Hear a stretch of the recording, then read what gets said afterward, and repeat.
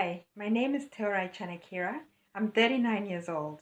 I'm originally from Zimbabwe and I've been living in Australia for the last 12 years. I'm currently based in Melbourne.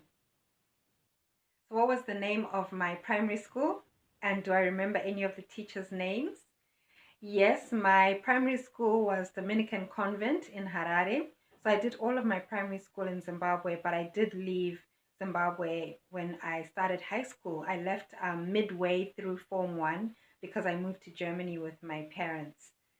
As you asked me as well, do I remember any names of my primary school teachers?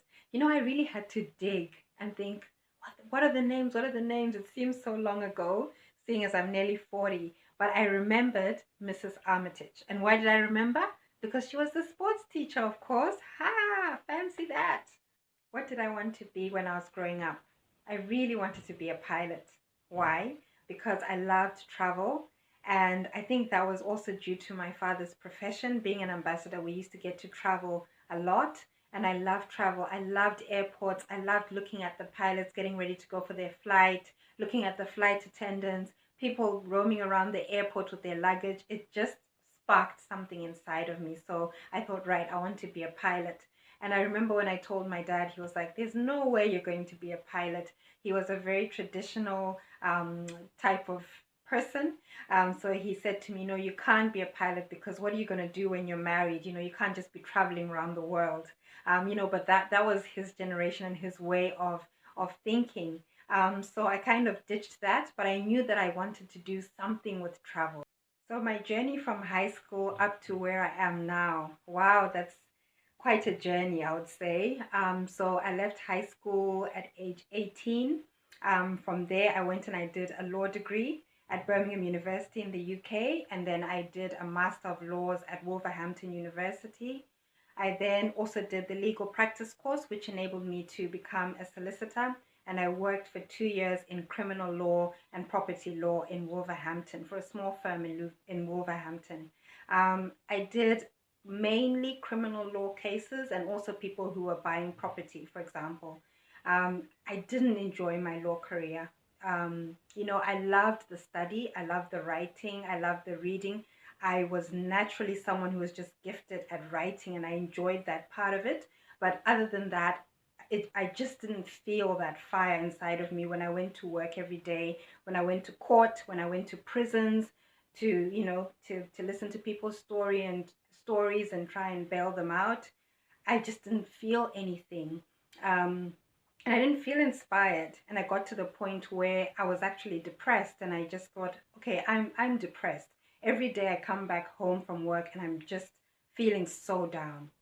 Anyway, I left England in 2008 and moved to Australia. So I went to Cairns. And I went to Cairns and I did 2 years and transferred my British law degree to an Australian law degree. The reason why I did that was I thought, okay, maybe if I change locations, I'm going to enjoy law. But I still didn't. I still didn't feel anything. I knew that it just wasn't my passion. I'd always wanted to be in the health and fitness field, and it had been, playing in the back of my mind, but I just never had the courage to do it. And I just thought, well, if I stay in law, I'll make money and I'll be happy, right? It's that simple. That's what I thought. Not knowing that, no, it's not that simple. Money is not what makes me happy. It's not my primary goal. Of course, we all want money to be comfortable and to be able to do the things that we do. But for me, it's not a driving factor. I need to enjoy what I do. So I worked in the law field just for a little bit. What I actually did was I switched to legal editing. So I was editing statutes that came from, the decisions that judges made in courts. I was editing those books. Why did I decide to become a fitness instructor and model? Well, as I said before, I wasn't passionate about law. And it just got to the point where every single day I thought, why am I going to work? And I just kept thinking these three words: is this it? Is this it? I just thought, this can't be it for my life. This can't be life. And that voice just got so loud that I thought, no, I don't want to do this. So I started Fitness to a T in 2013. And I found that every day that I went to work, I was absolutely fueled up. I was lit up. I was excited. I was inspired. And I think that that's been very reflective of Fitness to a T, very reflective of the clients that I get to help and their transformations and their journeys. And on top of that, I've been able to also add my creative interest to my business. So writing, which I absolutely love. So writing for health and fitness magazines. So, I think one thing that I can encourage people is don't put your vision or your dream or your passion into a box. It doesn't have to be in a box. I started off as a personal trainer, but I saw in my vision that Fitness to a T could be more than only personal training. So how did I decide that I wanted to be a model? I actually didn't decide that I wanted to be a model. It kind of just happened, really. I moved to Australia in 2008, and in 2009, I happened to walk into a shop in Cairns, Australia, where I was living at the time. And the lady who owned the shop, it was a clothes shop, asked me if I'd ever modeled before. I said no, and she asked me to model her collection, her new collection that was coming out. So that's how I started with modeling. From there, I bumped into a national talent scout when I was in town in Cairns, and he asked me to enter a competition where I was the first ever African in that competition. So I entered as a model, and I did that. That was Miss Fashion Australia, and he's actually a talent scout who's discovered a lot of well-known Australian models as well, such as Rachel Finch, for example. So that's how I started with my modeling. And from there, I just started getting more and more offers and working with different photographers, building my portfolio as well, networking within the fashion industry. And one of the things that I'm really so blessed to have done is to have been entered in the Australian National Portrait Prize. So myself and the photography team that was behind that portrait that they took of me, their name is Billie Jean Is Not My Lover, a great name. Um, the work that we did was hung in the National Gallery for a year because we came as top finalists in the Australian National Portrait Prize. So that was really, really exciting. And also, I was in the top 100 of Naomi Campbell's global model search out of 10,000 entries worldwide. And from my modeling, I absolutely love it's for me, it's not just the glamour of the photo or just modeling for the sake of it. I love telling stories. So over the years, I've been able to evolve my modeling. So even if you look at my modeling pictures from when I started in 2009 to now to 2020, they're so different. I've really learned how to express myself in front of the camera. I've learned how to change angles, how to tell a story through photos to evoke emotion. And I think that's a very great and enjoyable part of what I do. So I do love my modeling. So how did my family and friends react when I decided to switch to from law to fitness? Hmm, it was a very interesting reaction. A lots of shock, horror, I might even say, shock and horror, and what are you doing? What are you thinking? A lot of disappointment. It was hard for me. It was hard for me to face the reactions that I got. And sometimes I still think that some people don't understand, and that's okay. I accept that. But yes, they didn't understand, and it was hard, but I knew what I felt inside. I knew, even without seeing, I had the faith that I was doing the right thing for myself. And I truly believe that, we all have one life to live. It's your life, it's your decision. No one is going to live your life for you but you. As long as you're not harming anyone and you're not doing anything which is illegal, you have to take certain paths sometimes. And for me, the passion that I have inside to do what I do is just too strong. And because I'm a woman of faith as well, just spiritually, on a spiritual level, I could feel I was doing the right thing. And when I have the support of something higher than myself, higher than another human being, there's nothing I can do but to listen to that voice. So that's what guides me the most. Given the chance, what would I change in my journey so far? You know what? I thought about that and I thought, would I change anything? I don't think I would, because I really think that if I hadn't been through everything I've been through, losing my mom, losing my dad, I've been through divorce, I've been through anxiety and depression, I've been through a lot of things, things that I'll mention also in my podcast as I go along. I don't think I would be who I am today. I wouldn't be the person standing here in front of the camera speaking to you in the way that I'm speaking to you. I wouldn't be someone who is grateful to God for everything that's happened, good and bad. I just wouldn't be the Teurai that I am today. So no, I wouldn't change anything, even though it's been painful. I think everything has happened exactly how it's meant to be. How has COVID impacted on my career, and has it brought any new opportunities? I think COVID overall has been a positive experience for in terms of my business. The reason why I say that is because I'm in the health and fitness field, and a lot of people are just being more aware of their health because we're obviously facing, a virus. So people are thinking about their health. People are thinking about how they can strengthen their immune systems through exercise, through good nutrition.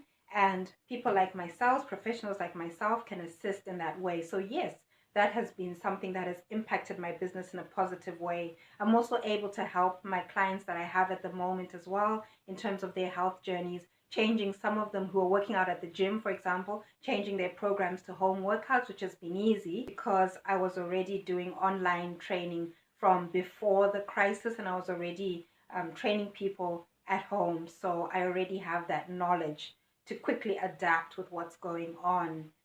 I also think it's impacted my business positively because with my life experience, as I said before, I've been through anxiety and depression. I've been through a lot of things in my life, and I'm so much more of a resilient person now. And with the virus, a lot of people, including my clients, get anxious and stressed because of what's going on, which is very understandable. So I found that I've just been really able to be there for people, whether it's friends or whether it's people in my business, giving them practical tools, giving them tips, strengthening them, encouraging them, inspiring them. But you know what? I wasn't always like that. I've had moments in my life where I've been broken, I've been scared and anxious. But because I've been built up through those experiences, I'm now able to give back what I've learned. And I think that's what I absolutely love about, when we go through traumas in life, we can totally turn them around and flip them on the head and be like, I'm going to use the pain that I went through to impact somebody else positively. That's powerful. What are my plans for the future? Wow, I have a lot of plans for the future. Without giving too much away, I'm working on a few big projects for Fitness to a T, which I'm super excited about. One of them, which I'll tell you, is I'm releasing my next paperback, which is a recipe book, and that will be out within the next few weeks. So I'll put that up on my page, on the Fitness to a T Facebook page, and then also on the Instagram page, which is under Teurai1, so that you can see that. But I also have other projects that are lined up for the next couple of months, and I'm so, so excited. So I've been working hard at that.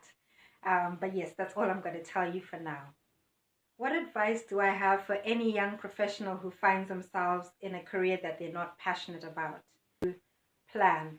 So if you feel that you are not in a profession that you want to be in, plan ahead. What could you do? What are you passionate about? Maybe do some research on that industry. Not maybe, do some research in that industry, in terms of that industry. What avenues are there? What is your vision? Write it down. When do you want to achieve it by? Is it feasible? And then from there, go and talk to someone you trust, whether it's a business advisor, a coach, maybe a trusted family member, a friend, and just say, this is what I'm thinking. What do you think? So besides doing your research, I would also say that be prepared to stand alone. Sometimes when you've decided on a completely different path that might be unconventional or something a little bit off the beaten track, there's a tendency that there will be, opposition. There'll be people who think you're crazy. But if you've done your research and you have a plan and you're determined to do it, just keep focused, keep going. It is so worth it. It is so worth it to live a life where you wake up every day fueled up by what you're going to do to help other people or to do whatever work that you're going to do.